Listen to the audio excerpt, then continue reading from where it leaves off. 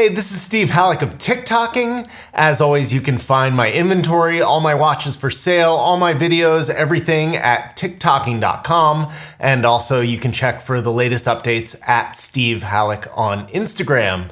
Now today I'm gonna bring you a watch that's really unlike anything I've ever reviewed on this channel. It is a Tag Heuer, my first one here, but it's not just any Tag Heuer. So let's dig into this bad boy. This is the Monaco V4. And I'll give you a quick little glimpse here. You can see this isn't your grandfather's Monaco here.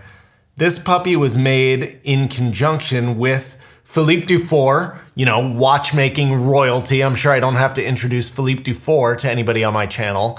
And Jean-Francois Rouchenet, who was one of the great movement constructors. If you're familiar maybe with the Cabestan vertical tourbillon, that was Jean-Francois Rouchenet. So Tag Heuer, I don't know what they were thinking, but sometime in the early 2000s, they thought we're gonna make one of the craziest watches ever, and we're gonna bring in this incredible talent to help us with this, and Phillipe Dufour to lend it, the tip top of pedigree, and they made this insane concept watch. So let's dig through a little bit of what makes it so crazy, and then we'll get back to the overall project and why I think it's so cool. So the main claim to fame of this watch, that's pretty good, is that it is actually run by belts, not wheels. So you can see there, this belt right around there, around this big kind of pulley. And you can notice now that you know that the wheels aren't touching like they would in any geared watch normally. So that was like the big conceptual breakthrough, and it was kind of an insane idea. But the whole watch is automotive inspired, and so that was the big thing, like a serpentine belt in an engine to have the entire watch run via these belts. But that's not it. If you go to the back, you can see a couple other insane innovations. So first of all, in the middle here, this is the winding, not a rotor. It is a vertical block that travels back and forth. I believe it's made out of tungsten. Obviously it has to be heavy to work. And that is how it winds. So it's like a piston. And here, if you remember, what was the name of the watch? The Monaco V4. Okay, car inspired V4. Well, why would they name it after a V4? Like, that's not a super impressive engine. They didn't just pick the name randomly. No, the watch itself is a V4. These are 4 barrels. Okay, that's the 4, but they actually are a V. If you take a look here, you can see that this isn't flat, and that the barrels themselves are at an angle. So the whole movement is in a V, just like a V4 engine. And you have them connected here via, can you see that? Oh, enough of this buckle. Ball bearings. Ball bearings. So really the back, you can see everything. You can see the ball bearings, you can see the belts, you can see the V4.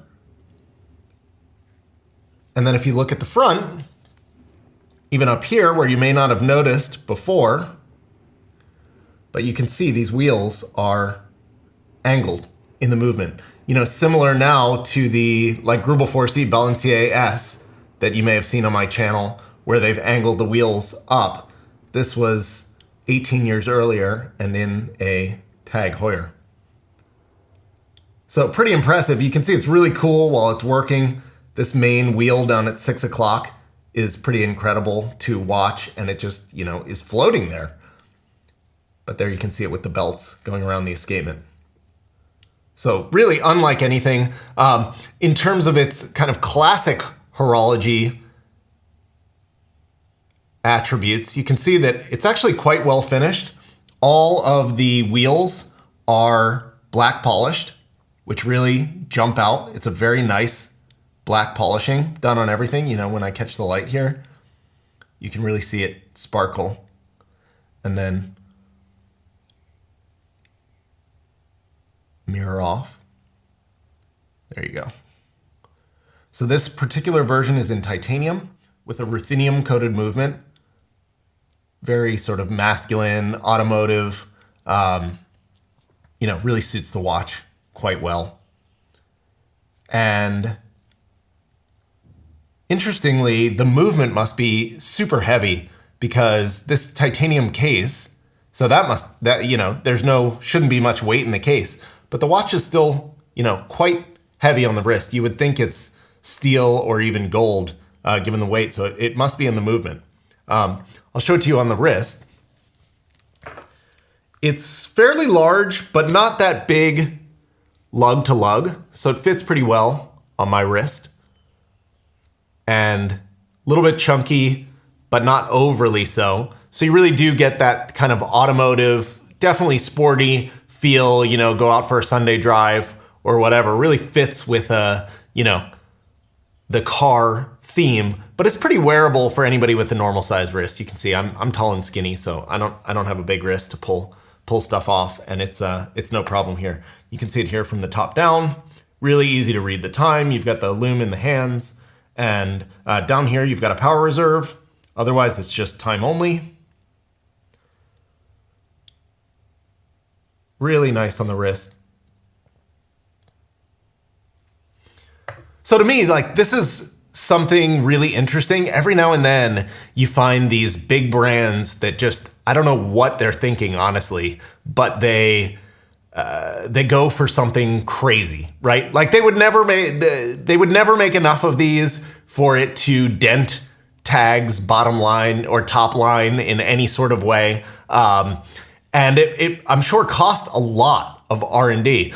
But you get these incredible inventions that, you know, an independent watchmaker would never be able to do something like this. It would be way too expensive, and it's just too wild. You know, there's a pretty good chance that it would never work. But in this case, you have a big group, so they can put all the resources behind it, but still in a small team with an independent spirit. And these kind of tend to be some of the coolest types of watches because you really get, you know, an independent vibe. This could be an Heuer or a, you know, whatever, is similar to a Cabestan or these crazy watches, but even to another level because you had all the resources of a Tag Heuer behind it. So this is kind of a cool way to find interesting pieces, are like what other projects like this have existed. In this particular case, you also have the fact that Tag is obviously a, you know, lower end or, you know, medium end brand, and this watch was really expensive. I think it originally retailed for about $70,000, but that was in 2005 when a Patek Philippe 3970 perpetual calendar chronograph was around $70,000. So in today's watch market, this would have been $150,000 plus for a Tag Heuer. So that's you know, obviously a tricky proposition business-wise, and they didn't make very many of them, and they didn't really like continue the series that much. So it's sort of been a little bit lost to history, which makes it, in my opinion, just a really cool kind of historical oddity. Now, I've never owned one before, and one of my concerns on these has always been, you know, how do you service it? But I just had a really pleasant interaction with Tag Heuer. I bought the watch. It was running a little bit fast. I had them factory service it, and they did the entire service in about 3 months, and it cost I think around $2,000, maybe even a little bit less, and came back, you know, in perfect working order, in perfect condition, and so it's actually incredible because you have the best of both worlds. Again, you have the sort of horological chops and interesting, creative explosion that you would normally have out of like an indie brand, but you have the resources again of a major company, and you know that Tag's not going anywhere, so they'll be able to service these you know, long into the future and stand behind it. So I was very pleasantly surprised at that. because I always thought, ooh, maybe you walk in and they say, sorry, we can't do anything about it. But they were exactly the opposite. No problem, just as if you brought any other tag in. They didn't bat an eyelash. So very, very cool. I'm really excited to actually have one of these here and on my wrist. It's gonna go up on the website soon. And I know that this will be, this is one that you show up to your watch get together, show your buddies, and they kind of immediately look down on you from bringing a tag, and then they take a closer look and they're floored. Just showing you this finish again. It's actually quite good. These Geneva stripes are really, really nice. There's a lot of internal angles and polishing on the bridges themselves. And again, that black polish is what you really notice. But, certainly, as good or better than like an FP Journe or something like that. Obviously not trying to be a Grubel 4C, but it definitely holds its own as a haute horlogerie piece. Okay, tag Monaco V4, my first tag. I ripped the Band-Aid off, but it's a big one. Come on, it fits the TickTocking channel a little bit here. So I hope you guys really enjoyed it. If you did, please subscribe to the channel. I don't make these on a kind of regular basis, so you may want to hit that notifications bell so YouTube can tell you when I've got a new one for you to check out. And if you liked it, please share it with your watch friends. This might be a watch that they've certainly never seen, maybe never even heard of, so maybe a cool one to introduce them to the independent, crazy watch world. Thank you guys for your time. Check out TickTocking.com for all the details, and I'll see you soon.